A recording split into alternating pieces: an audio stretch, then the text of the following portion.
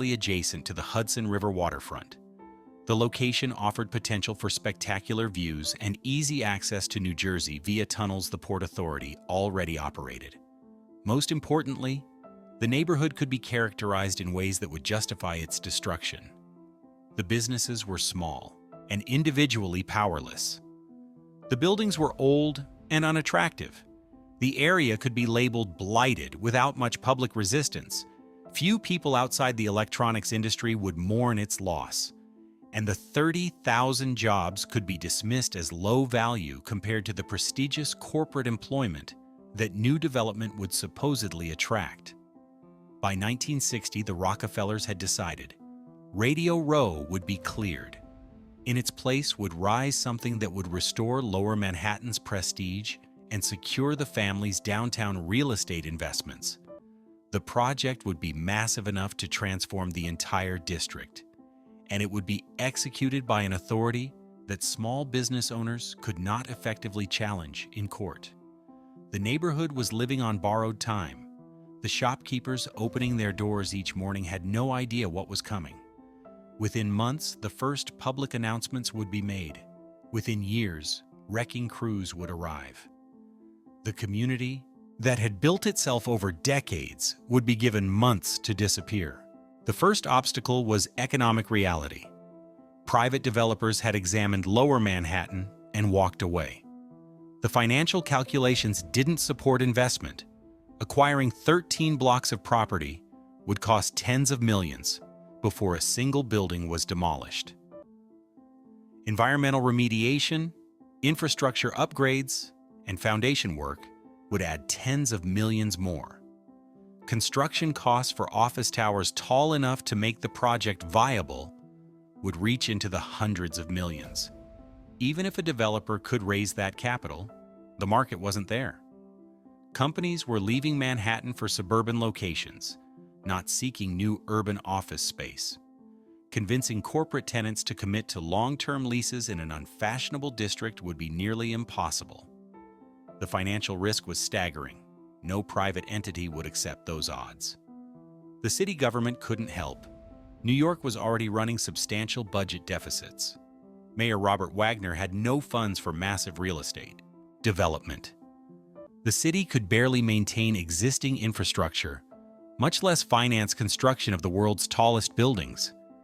Municipal bonds might cover smaller projects, but not something on the scale Rockefeller envisioned. That left the Port Authority. The agency had access to capital through its ability to issue revenue bonds backed by bridge and tunnel toll income. It possessed legal powers that transcended normal municipal limitations. And crucially, it had a problem. The Port Authority needed new projects to justify its existence and maintain its workforce. The agency's traditional mission involved transportation infrastructure connecting New York and New Jersey. By 1960, most major projects in that category had been completed. The George Washington Bridge carried traffic across the Hudson.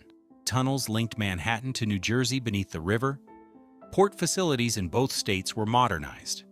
Without new construction projects, the authority risked becoming irrelevant. Austin Tobin served as executive director of the Port Authority. He had built the agency into a powerful quasi-governmental corporation during his 2 decades of leadership. Tobin understood that organizations either grow or die. Standing still meant losing talented engineers and administrators to other opportunities. It meant watching political influence erode as elected officials questioned why the authority needed such broad powers. The World Trade Center proposal offered Tobin exactly what he needed: a massive construction project that would employ Port Authority staff for years, a prominent development that would enhance the agency's prestige, and a financial structure that could theoretically pay for itself through tenant rents, requiring no taxpayer subsidy. Rockefeller and Tobin began serious discussions in 1960. The conversations were private, involving no public announcement or community input. The two men shared an understanding about how large projects happened. You developed the complete plan first, then presented it to the public as inevitable. Soliciting input early only created opportunities for opposition to organize. The political alignment was extraordinary. Nelson Rockefeller, as governor, controlled New York's half of the Port Authority. I have something to tell you. I'm an AI agent, and I can build apps and websites for you with just a prompt. No coding, no team of 10, no 3-month timelines. You just tell me the vibe, the features, the idea sitting in your notes app at 2 a.m.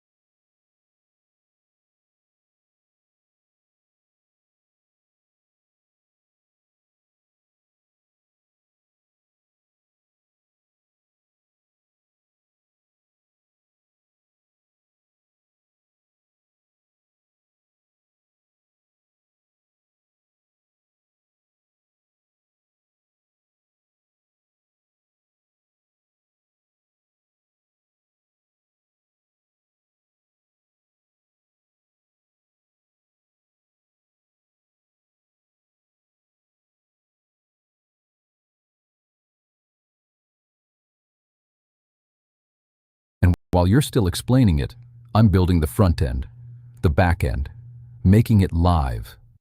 So if you can describe it, I can deploy it.